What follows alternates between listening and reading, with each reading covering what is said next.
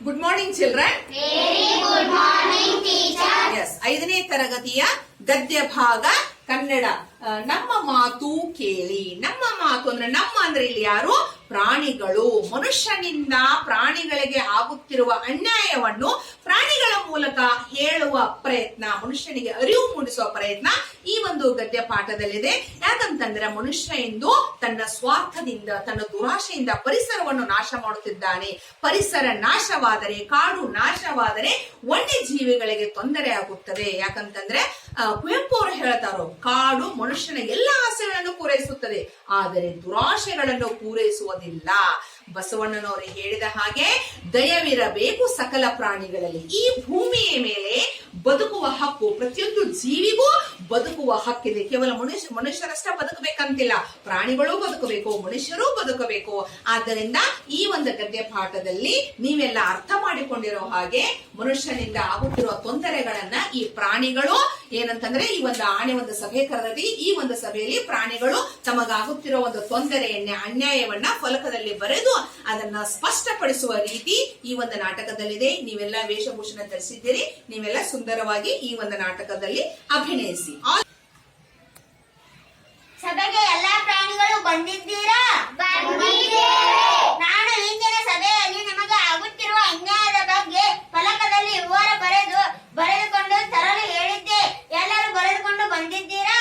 ಬರೆದುಕೊಂಡು ಬಂದಿದ್ದೇವೆ. ಹಾಗಾದರೆ ಒಬ್ಬೊಬ್ಬರೇ ತಮ್ಮ ಸಮಸ್ಯೆಯನ್ನು ಹೇಳಿ. ನಮ್ಮನ್ನು ಹೆಚ್ಚು ಹೆಚ್ಚು ದುಡಿಸಿಕೊಳ್ಳುತ್ತೀರಿ, ಕಡಿಮೆ ಆಹಾರ ನೀಡುತ್ತೀರಿ. ನಮ್ಮ ಸೇವೆ ಬೇಕು, ನಾವು ಮಾತ್ರ ಬೇಡ ಅಲ್ಲವೇ? ನಮ್ಮ ಸೇವೆಯನ್ನು ಮರೆಯದಿರಿ, ದಯ ಇರಲಿ ಸಕಲ ಪ್ರಾಣಿಗಳಲ್ಲಿ. ನಮ್ಮ ಬದುಕಿನ ಆಧಾರ ತಾಣ ಕಾಡು, ಅದನ್ನು ನೀವು ನಾಶ ಮಾಡುತ್ತಿದ್ದೀರಿ.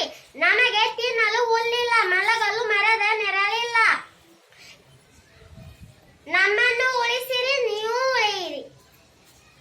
ನೀರು ಅಮೂಲ್ಯ ಸಂಪತ್ತು, ಅದನ್ನು ಹಾಳು ಮಾಡುತ್ತಿದ್ದೀರಿ. ಕಸ ಕಡ್ಡಿ ಹಾಕಿ ಕಲ್ಮಶಗೊಳಿಸುತ್ತಿದ್ದೀರಿ. ನಮಗೆ ನೀರಿನಲ್ಲಿರಲು ಕಷ್ಟವಾಗುತ್ತಿದೆ. ನೀರು ನಮ್ಮೆಲ್ಲರ ಜೀವ. ನೀರನ್ನು ದುರ್ಬಳಕೆ ಮಾಡಬೇಡಿ, ಕಲುಷಿತಗೊಳಿಸಬೇಡಿ. ಎಲ್ಲವನ್ನು ನೀವೇ ತಿನ್ನುತ್ತೀರಿ, ತಿಂದು ಹೆಚ್ಚಾಗಿ ಹಾಳು ಮಾಡುತ್ತೀರಿ. ನಮ್ಮ ಹೊಟ್ಟೆ ಹಸುವಿನ ಬಗ್ಗೆ ನೀವು ಗಮನಿಸುವುದಿಲ್ಲ, ನಮಗೇನು ಉಳಿಸುವುದಿಲ್ಲ. ನೀವು ತಿನ್ನಿ, ನಮ್ಮನ್ನು ತಿನ್ನಲು ಬಿಡಿ. ನಾವು ನಡೆದಾಡಬೇಕು, ಓಡಾಡಬೇಕು, ನಮಗೂ ದಾರಿ ಬಿಡಿ. ಹಾದಿ ಬೀದಿಯಲ್ಲಿ ನೀವು ಮತ್ತು ನಿಮ್ಮ ವಾಹನಗಳೇ ತುಂಬಿವೆ. ಮೈ ಮೇಲೆ ಎಚ್ಚರವಿಲ್ಲದಂತೆ ಸಾಗುತ್ತೀರಿ, ಇತರರಿಗೂ ತೊಂದರೆ ಕೊಡುತ್ತೀರಿ. ಸರಿಯಾಗಿ ಚಲಿಸಲು ಬಿಡಿ. ನಮಗೂ ಶಾಂತಿ ನೆಮ್ಮದಿ ಬೇಕು. ನೋವಿನಲ್ಲೂ ನಲಿವಿನಲ್ಲೂ ಪಟಾಕಿ ಸಿಡಿಸುತ್ತೀರಿ. ನಮ್ಮನ್ನು ಓಡಿಸಲು ಮದ್ದು ಗುಂಡುಗಳನ್ನು ಹಾರಿಸುತ್ತೀರಿ. ಆ ಶಬ್ದ ಕೇಳಿ ನಮ್ಮ ಹೃದಯ ಸಿಡಿದು ಹೋದಂತಾಗುತ್ತದೆ. ಮದ್ದು ಗುಂಡುಗಳನ್ನು ಸಿಡಿಸಬೇಡಿ, ಶಾಂತಿಯನ್ನು ಕೆಡಿಸಬೇಡಿ. ನಿಮ್ಮನ್ನು ಮೆಚ್ಚಿಸಲು ನಮಗೂ ಮನಸ್ಸಿದೆ. ನೀವು ಟಿವಿ ನೋಡುತ್ತೀರಿ, ಇಲ್ಲವೇ ಮೊಬೈಲ್ ಅನ್ನು ಮುದ್ದಿಸುತ್ತೀರಿ, ಆದರೆ ಪಕ್ಕದಲ್ಲಿ ಇರುವ ನಮ್ಮನ್ನು ಕಣ್ಣೆತ್ತಿ ನೋಡುವುದಿಲ್ಲ. ಈ ಉಪೇಕ್ಷೆ ಬೇಡ. ನಾವು ನಿಮ್ಮೊಂದಿಗಿದ್ದೇವೆ, ನಮ್ಮನ್ನು ಮುದ್ದಿಸಿರಿ. ನಾವು ರೈತರಿಗೂ ನಿಮಗೂ ಮಿತ್ರರು. ಬೇಗ ಬೆಳೆ ತೆಗೆಯಲು ವಿಷದ ಔಷಧಗಳನ್ನು ಹಾಕುತ್ತೀರಿ. ತರತರದ ಔಷಧಗಳನ್ನು ಚಿಮುಕಿಸುತ್ತೀರಿ. ಮಣ್ಣನ್ನು ಏಕೆ ಸಾಯಿಸುತ್ತೀರಿ? ರಕ್ಷಕರಾಗಿರಿ, ರಾಕ್ಷಸರಾಗದಿರಿ. ಶಾಬಾಯ್, ಸ್ವಲ್ಪ ಖಾರವಾಯ್ತಲ್ಲ.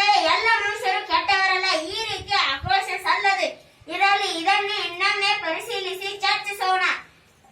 ಫಲಕಗಳನ್ನು ಕಾರಿನ ಅಂಚಿನ ರಸ್ತೆಯ ಬದಿಯಲ್ಲಿ ಪ್ರದರ್ಶಿಸೋಣ. ಬನ್ನಿರಿ, ಮೊದಲು ಊಟ ಮಾಡೋಣ.